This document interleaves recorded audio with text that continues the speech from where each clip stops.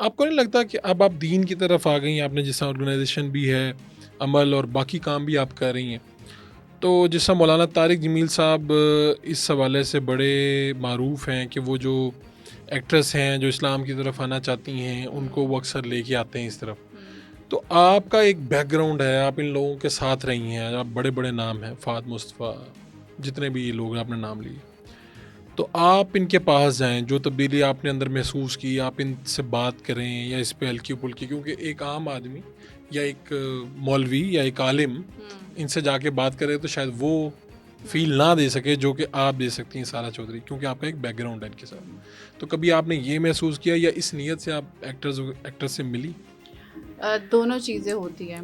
एक तो ये कि समहाउ समटाइम्स खुद से जो है ना कोई राब्ता कर लेता है, ठीक है। और उनको क्योंकि वो एक फ़ेज़ से गुज़र रहे होते हैं तो उनको होता है कि लाइक मुझे ज़हन में ये क्वेश्चन आ रहा है, तो फिर मेरे ज़हन में तुम आई थी, तुम्हारा नाम आया था, तो फिर उनके क्वेश्चंस होते हैं, तो I try to address them जितना मैं कर सकती हूँ। अगर उनको हेल्प चाहिए हो कि अगर they want to start studying Quran या कुछ भी, तो उसमें मेरी कोशिश होती है कि उनको अकोमोडेट करूँ। सेकंड फिर ये होता है कि समहाउ समटाइम्स कोई एक्टर या सेलिब्रिटी कुछ भी स्टेटस लगाते हैं इस तरह के या कुछ शेयर कर देते हैं, तो मेरा इंस्टा और फेसबुक का जो इनबॉक्स है वो भरना शुरू हो जाता है लोगों के मैसेजेस से कि सारा आप वो देखें उन एक्ट्रेस ने ये स्टेटस लगाया है, प्लीज़ आप उनसे जाके मिलें, आप जाकर मिलें। तो फिर मैं जब मुझे ऐसा पता चले कि अच्छा कोई खुद से ऑलरेडी इस फेज़ में है, तो सब मैं फिर खुद भी कोशिश कर लेती हूँ कि मैं तो उनको अगर अप्रोच आपको कर लूँ। नाम बता सकें जिन्होंने इस तरह से लगाया और फिर आपने रब्ता किया हो या? हाँ, जैसे अभी वो भी थी ना नाम मैं गलत ना ले लूँ, ज़रनिश है नाम ना जी जी उनका, जी जी जी। ज़रनिश हैं, फिर अनम थी, उन्होंने अनम 2 अनम, एक अनम मॉडल भी हैं और अनम जावेद भी हैं, और फिर सनम से भी मुलाकात हुई थी, सनम चौधरी से भी।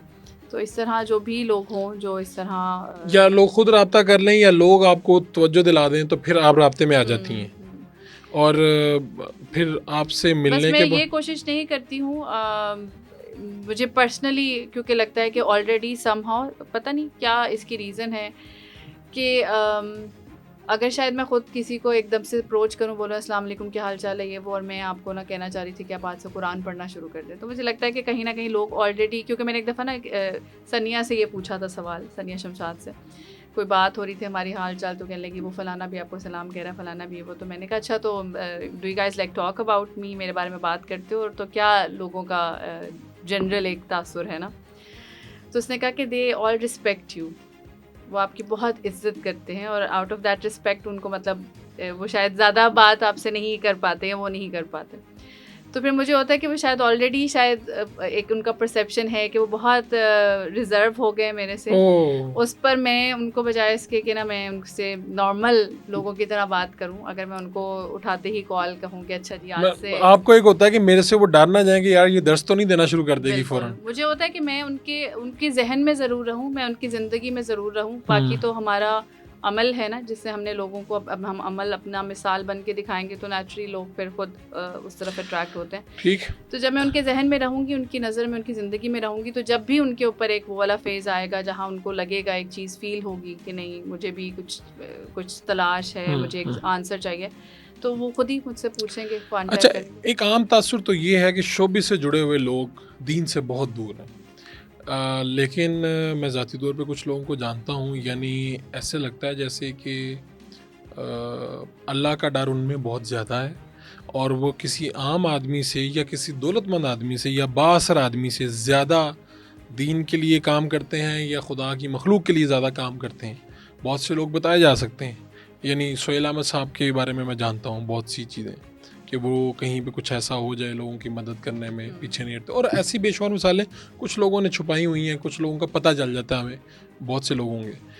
तो ये जो तासुर है कि यार इनको कोई परवाह नहीं, जो आपने पहले बात की ना, दुनिया इनको कोई परवाह नहीं, ये जो मर्जी कर लेते हैं, कि दीन से दूर हैं, आपके ख्याल में क्या है?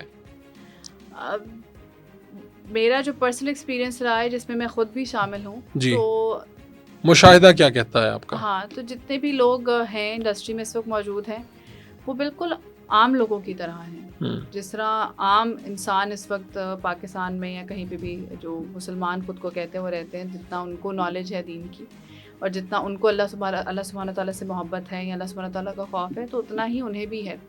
नमाज़ें भी पढ़ते हैं लोग, रोज़े रखते हैं, और जिस तरह आपने कहा कि खैर के कामों में भी हिस्सा लेते हैं।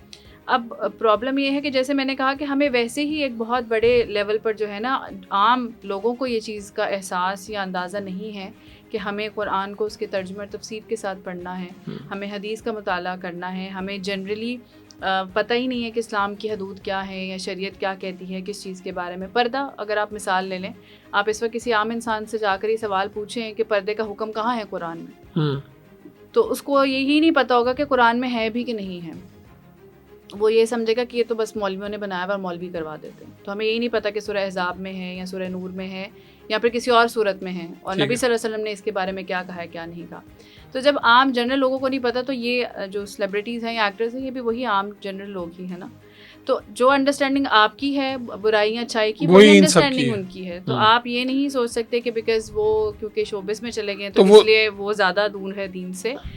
उनकी जो अंडरस्टैंडिंग है उसके मुताबिक उनको अगर पता है कि नमाज़ पढ़नी चाहिए तो वो नमाज़ पढ़ते हैं। There are so many people, उस वक्त भी पढ़ते थे, एंड आई एम श्योर वो अभी भी पढ़ रहे होंगे। वो रोज़े भी रखते हैं और वो अच्छाइयों के काम में हिस्सा भी लेते हैं। तो ये आप उन पे स्टैम्प नहीं लगा सकते कि जस्ट बिकॉज़ कोई शोबिस में है तो शायद वो कोई ख़ास किस्म की कैटेगरी में है कि उसको उसके पास ईमान नहीं है, अंडरस्टैंडिंग और नॉलेज नहीं है बेसिकली।